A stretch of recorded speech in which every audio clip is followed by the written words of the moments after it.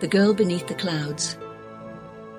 As Seraphina stepped into the golden meadow, her scarf grew heavier around her neck, its patterns shifting into stormy swirls as though responding to the weight of the sky. The horizon was endless, but it was not empty.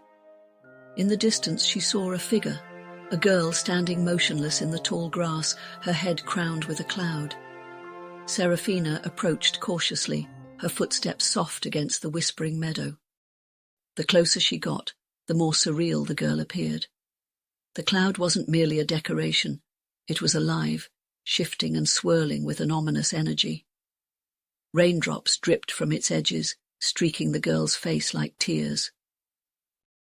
The girl turned slowly, revealing eyes that mirrored the storm above her head. They were full of sadness, but also something deeper, an untamed power that made Seraphina pause. "Who are you?" Seraphina asked gently. The girl didn't answer at first. Instead, she reached up and touched the edge of the cloud, her fingers disappearing into the vapor. "I don't know," she finally whispered. Her voice was soft, like the rustling of leaves before a storm. "I think I was someone once, but the clouds took my name." Seraphina's heart ached at the words, a strange familiarity tugging at her. "The clouds, they took something from you." The girl nodded, her hand trembling as she pulled it away from the mist. "My memories, my face, my voice. They said I wasn't strong enough to carry the storm alone." Seraphina's scarf pulsed warmly against her neck, as if urging her to act. She took a step closer. "Maybe you don't have to carry it alone anymore." The girl looked up sharply, her stormy eyes narrowing. "You don't understand. The storm isn't just a burden, it's a part of me. If I let it go, what will I become?" Seraphina hesitated, recognizing the echo of her own struggles in the girl's words. She thought of the Stardust Twin, of the Keeper's advice, and of the memories she had already sacrificed. Slowly, she unwound her scarf, holding it out between them. The fabric shimmered, its threads catching the golden light. "Maybe," Seraphina said softly, "the storm doesn't have to disappear. Maybe it just needs a new thread to hold it together." The girl stared at the scarf, her expression unreadable. Then, with trembling hands, she reached out and touched it. As her fingers brushed the fabric, the cloud above her began to shift. The dark swirls lightened, breaking apart to reveal rays of sunlight. The raindrops slowed, then stopped altogether, and the storm quieted to a gentle breeze. The girl gasped, her eyes widening as the weight lifted from her. For the first time she smiled, a small tentative curve of her lips. It's lighter now," she murmured, her voice steadier. "Thank you." Seraphina smiled back, a warmth spreading through her chest. Sometimes all we need is someone to share the weight. As the cloud dissolved into the clear blue sky, the girl's form began to shimmer. Before Seraphina could speak, the girl leaned forward and whispered, "You have given me my name. I hope you find yours." And then she was gone, leaving behind a single golden thread that floated gently onto Seraphina's palm. The thread wove itself into her scarf, the fabric glowing brighter than ever. The meadow around her began to shift, the golden grass dissolving into a new landscape. Seraphina knew her journey was far from over, but she felt stronger, more certain. The storm within her had quieted, and the path ahead was waiting.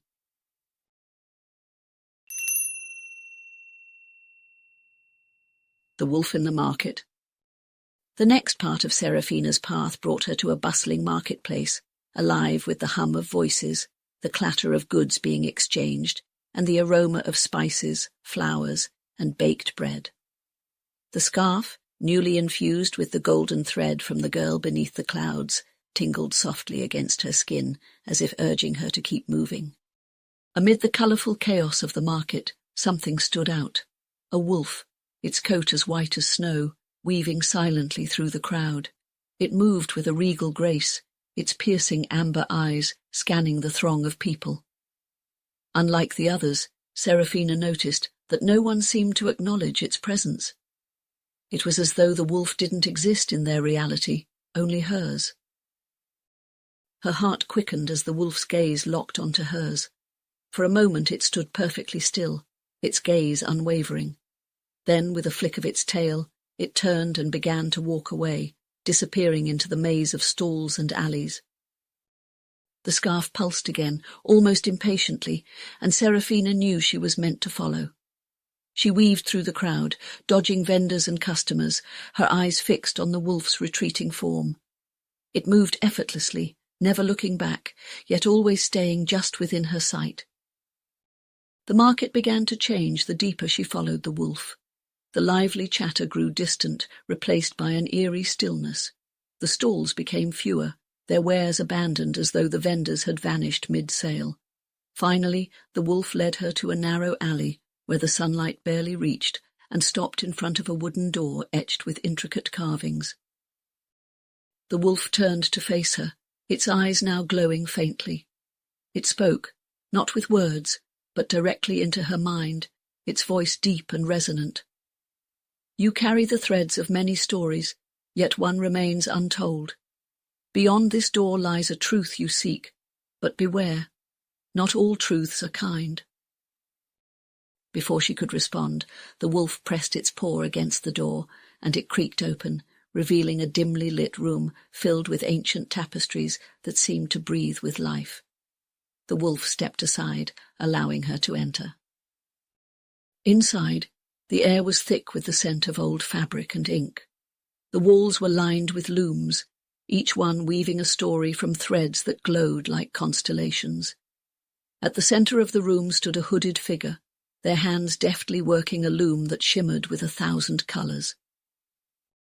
The figure looked up, their face obscured, and spoke in a voice as soft as the rustling of silk.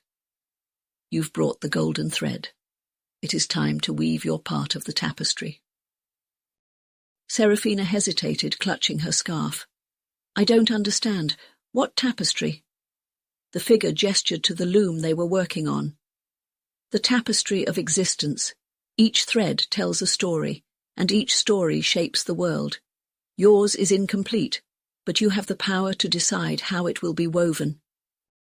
As Seraphina stepped closer, she saw that the tapestry depicted scenes from her life, her village, the dreams, the keeper, the girl beneath the clouds. But there were gaps, empty spaces waiting to be filled. The wolf padded into the room, its presence grounding her. The choice is yours, Seraphina, it said. Will you add your thread to the tapestry, or will you unravel the truth that lies hidden within it? Seraphina felt the weight of the question. She could continue her journey, adding to the tapestry piece by piece, or she could risk unraveling it to uncover the full truth of her existence. Her hand hovered over the loom as the scarf around her neck glowed softly, waiting for her decision.